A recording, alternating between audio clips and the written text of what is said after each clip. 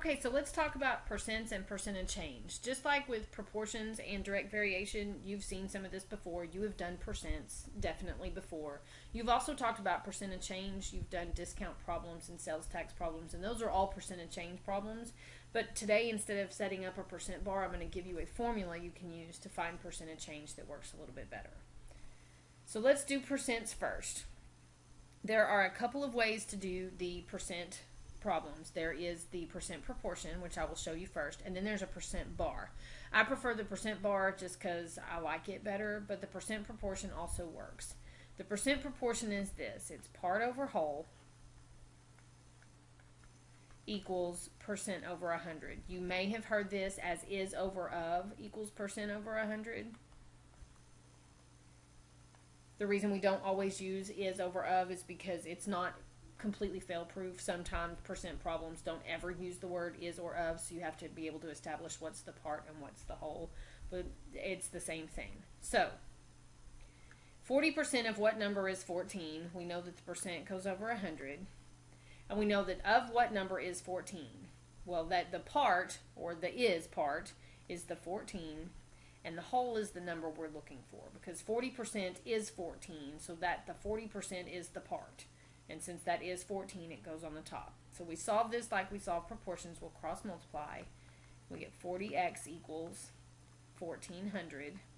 And when I divide both sides by 40, I get that x equals 35, which tells me that 40% of 35 is 14. You can also do this using a percent bar. I draw percent lines because I get tired of drawing the rectangle, but it works the same. Okay? Percents go on the bottom down here, and so I have 40%, which is a little less than half, goes down here. And I know that 14 is the 40%, meaning that the whole, or the x, has to be the 100%. You see here, this makes a nice pretty little proportion. I get 14 over 40 equals x over 100. Now, if you will compare the original proportion I wrote over here to this one, they don't look exactly the same. But if you will look, I ended up with 14 over 40, like this, and then x over 100. All it is rotated. And if you'll notice, when I cross multiply, I get the same equation, because these are the same proportion. And so for even if I use the percent bar, I'm still going to get that x equals 35, provided I set it up correctly. So there is the problem. Okay. So the next one says, if 90% of G is 70, what is 18% of G? Well, I'm going to start with my percent bar. And it says 90%, which is 90% here. And 90% of G is 70. So the 90% is 70 of G. So I'll take this and I'll solve my proportion. So I get 90G equals 7,000.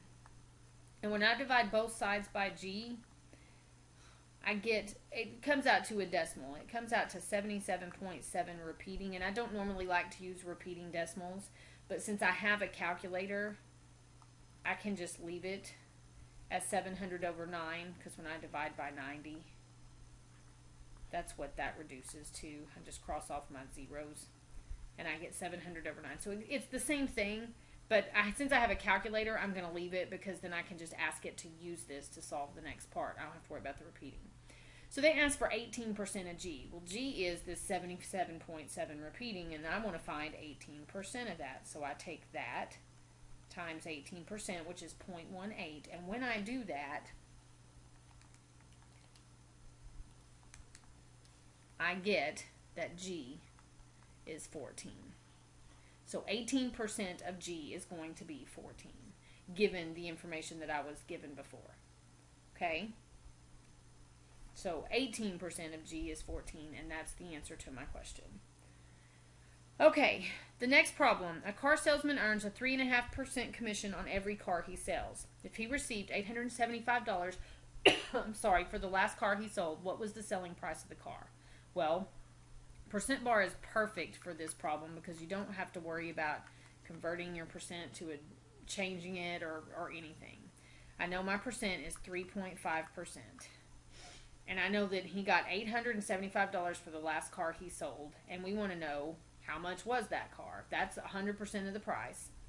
So the 875 goes with the 3.5%. So I cross multiply, I get 3.5x equals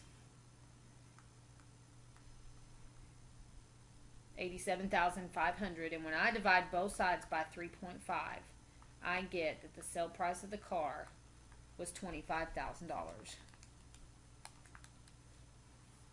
And so that's what the sale price of the car was, and a percent bar works perfect for that kind of a problem. Now let's talk percent change. There is a formula I told you we were going to use. Looks like this. Percent of change is equal to the amount of change divided by the original amount, and then multiplied by 100 to make it 8%. Because we're wanting the percent of change. So let's practice it.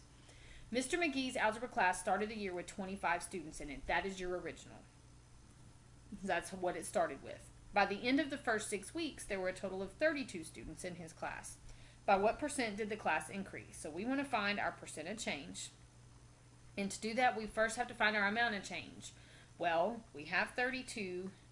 We had 25. So my amount of change, I just subtract the 2, divided by the 25 original students, and then multiply by 100 to make it a percent.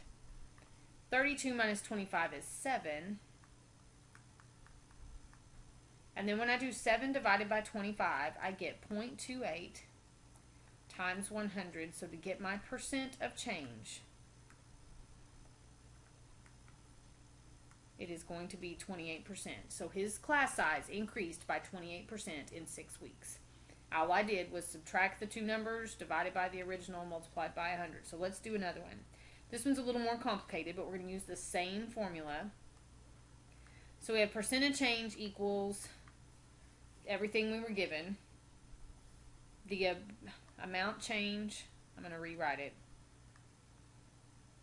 over the original times 100. Well, this problem we're given here, stores usually sell things for more than they actually cost. It's how they make money. And this is called the markup. The Just for Fun sporting goods store prices items 30% over the price they paid.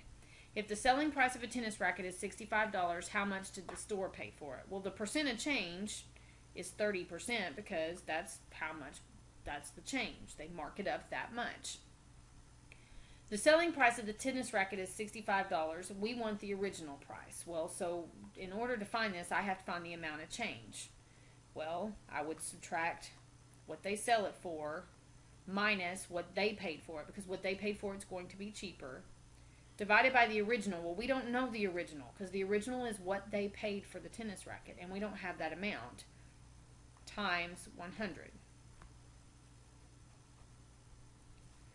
I'm not going to worry about this times 100 here because I did not convert this to a decimal, but I just left it as 30. I need my eraser. I got all lost. I apologize. I can take care of the times 100 and not have to put it as part of my equation if I will make sure that I write the 30% as 0.3. It'll take care of the times 100 and makes the equation easier to solve. Okay, so times 100 converted my 30% to 0.3. Now to solve this, I got to clear my denominator, and y'all know, clear the denominator, multiply both sides by x, because that's what's in the denominator.